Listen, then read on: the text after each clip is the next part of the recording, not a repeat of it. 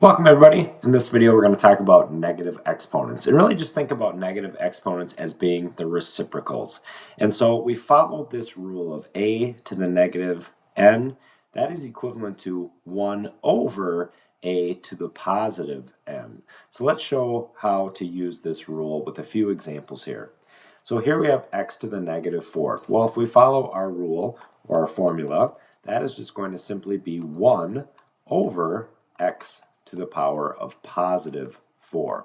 So you can see how essentially x to the negative 4 is just x to the negative 4 over 1. Well, then it becomes a reciprocal of 1 over x to the positive 4. You can see that x to the negative 4 actually moves to the bottom of the fraction and then becomes a positive exponent.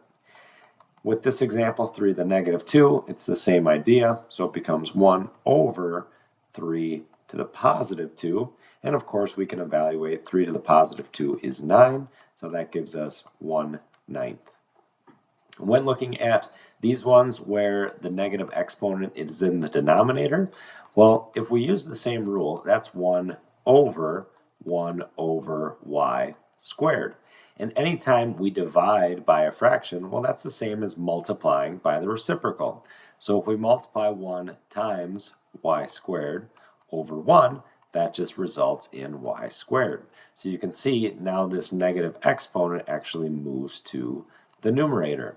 Same thing will happen here. So if this is 1 over 4 to the negative 3, that's the same as 1 over 4 cubed, and we multiply by the reciprocal, so that's 1 times 4 cubed over 1.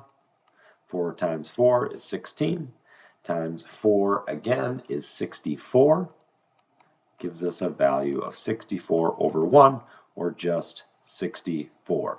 So essentially you can see that when we have negative exponents, we just move them to the other side of the fraction. So we either move them from the numerator to the denominator or the denominator to the numerator.